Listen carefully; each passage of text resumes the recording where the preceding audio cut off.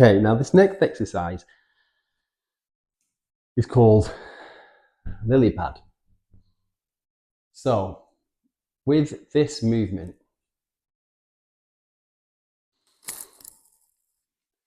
okay, so take 2. This next movement is called a lily pad. And what we're looking at here is how the foot interacts with the muscles in the body. And it's actually really fascinating when we do this, but the first thing is the reason behind the name. So again, this is another thing that I've learned from Joanne Elphinston.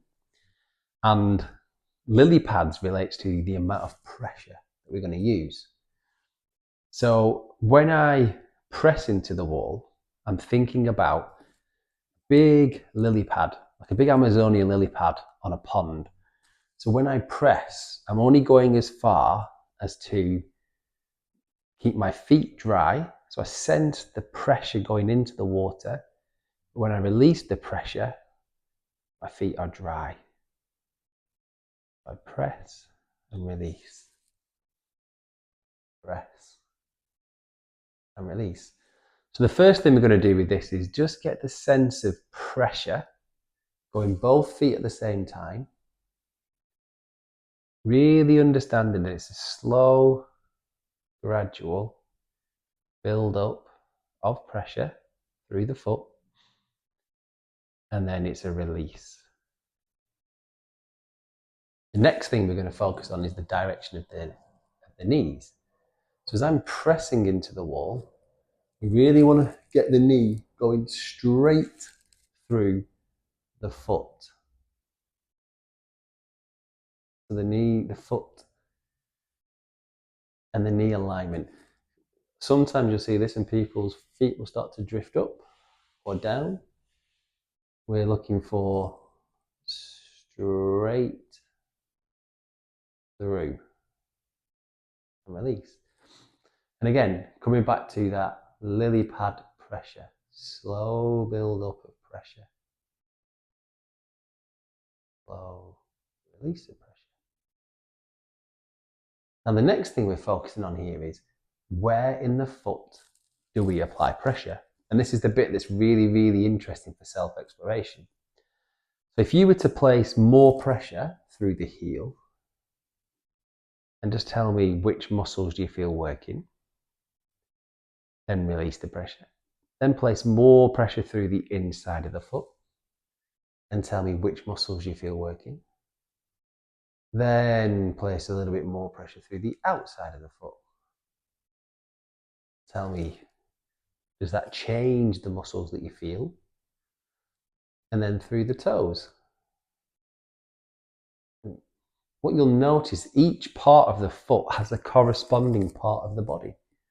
So our aim here is to have as much of the foot pressing against the wall. Now another interesting trial here is if you squeeze your toes up and then press, compared to if you spread your toes wide and press. Quite an interesting difference between the two. So when they're spread wider, we end up with this sense of release of tension within the lower limb. If the feet tense, the body follows that tension. We tend to get more tension everywhere. Sometimes a bit of foot cramp as well. And this is that first exploration of how tension can limit the flexibility and the freedom within the movement. So we're actually going to stay here for a bit longer and just experiment with press and release with both legs. Press and release both legs.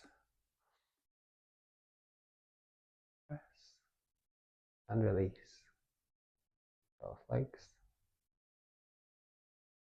Press and release. Building up now. So we're going to take 5 seconds to press this time. So we're going to go 1, 2, 3, still pressing, 4, 5. Then I'm going to hold for 5 seconds. 5, 4, 3, 2, 1. And then I'm going to release for 5. 5, 4, 3, 2, 1. We're just seeing which part of the body is working the hardest. And a lot of the time, in people who have plantar fascia issues and overload, is the calf is the most dominant part. So whenever they go to propulsion, or whenever they go to push off or use the lower limb, the calf seems to do most of the work no matter what. What we're aiming for here is to just invite the hips into the action a little bit more. So one way we can do that is place our hands on the hips. So as I do the same thing in terms of pressure build up, so 1, 2, 3, 4, 5, and I'm pausing, just get the idea of having your hands here and giving it a bit of a rub. Does that change anything? Does that bring a bit more work in here? And then release for 5, 4, 3, 2, 1. Well, we need to give a stronger message. So I'm just going to work on my right side here. One hand rests on the top of the pelvis and one hand on the thigh. I'm really going to tell that this thigh is moving away from the pelvis. So the hip knows that it's got a job to do. And I'm just going to work on one leg. So I'm just going to work on my right leg here now. So this is going to press into the wall. But I know that my right hand is moving away from my left hand. I'm going to pause. Then I'm going to come back. And then I'm going to press.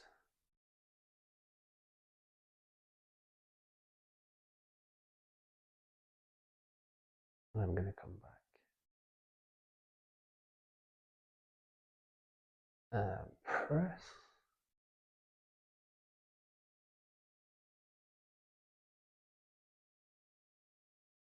Come back. And see, does that change anything? If not, we come to position of the pelvis.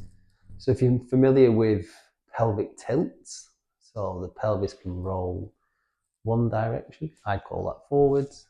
It can roll the other direction, I call that backwards. You're just going to experiment with the pelvis being in one position and pressing. And does that change where the effort's coming from? And then rotate into the other, so tilt the pelvis the other way and press. And then maybe find somewhere in the middle of forward and back. Press. See, does any of those things make a difference? Or you might notice if one side of the pelvis is higher than the other. So what about rotating one side and then pressing? Rotating the other side and pressing. Just seeing, is there anything that's different between one position and the other?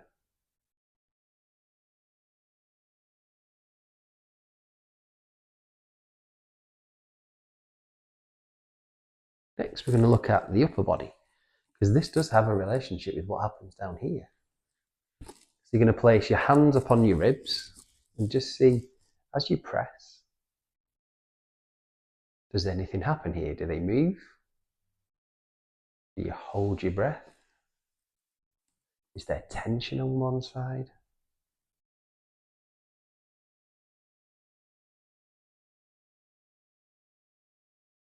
And come up to the neck and see, is the neck nice and relaxed? Or is it holding some tension there? We just think about the head resting soft but long.